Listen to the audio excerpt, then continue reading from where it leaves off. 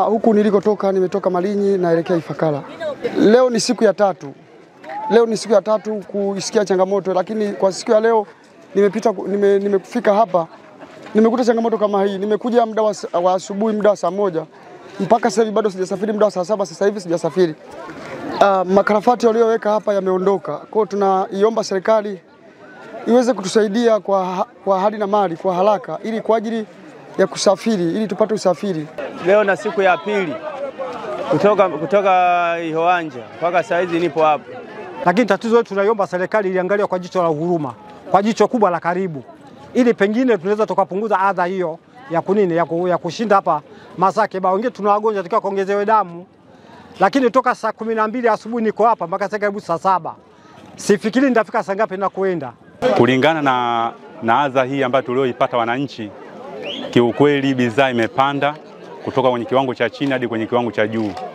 Kama kwa mfano sukari, maharage na bidhaa zingine. Na adha hii ambayo imetupata, tunashindwa kutoka na Muhanga kwenda stendi ya Nyanya, na watu wana Muhanga kutoka stendi ya Nyanya kuja na Muhanga. Kwa jina naitwa Salim Alaudin Hasham, mbunge wa jimbo la Ulanga. Mnamo tarehe 3 mwezi wa 5 2025 nilipokea taarifa ya uharibifu uliotokea kwenye hili daraja ambalo linaunganisha wilaya ya Ulanga pamoja na Malinyi, ambako mvua iliyonyesha mnamo tarehe 3 usiku wa kuamkia tarehe 3 ilisababisha daraja hili kuondoka kwenye hichi kijiji cha Namuhanga kwenye kata ya Lagua ambayo iko kwenye upande wa wilaya ya Ulanga, lakini daraja hili linaunganisha wilaya ya Malinyi ambako pia kuna takribani ya watu zaidi ya 150,000 na jimbo la Ulanga lina watu takribani watu 200,000. Kwa hiyo baada ya kupata taarifa ilibidi leo nifike. Cha kwanza nilifanya mawasiliano na watu wa TANROADS, lakini la pili nikasema nifike uje kujionea adha ambayo wananchi wanapita. Kama ambavyo mmejiona, watu wanavushwa kwa kubeba. Wako wananchi ambao wamejitolea kwa ajili ya kuvusha watu, wale watoto pamoja na akina mama kama ambavyo mnajionea, lakini hali imekuwa sio nzuri sana.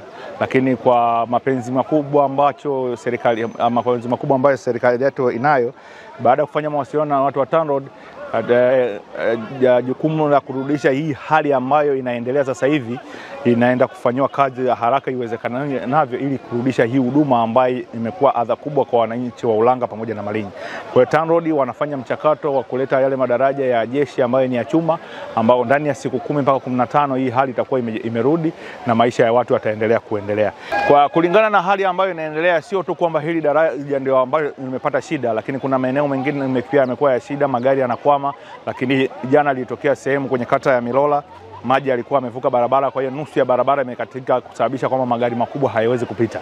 Lakini haya yote pote tumewasiliana na watu wa TANROADS kuhakikisha kwamba tunaenda kutatua hizi changamoto katika kipindi hiki cha masika, ili wananchi wa Ulanga pamoja na Malinyi na Kilombero ili waweze kuendelea na maisha yao ya kawaida, ili kutokusababisha mfumuko wa bei wa vitu, kwa sababu barabara zinapoharibika matatizo mengi huwa yanajitokeza, hasa ni mfumuko wa bei.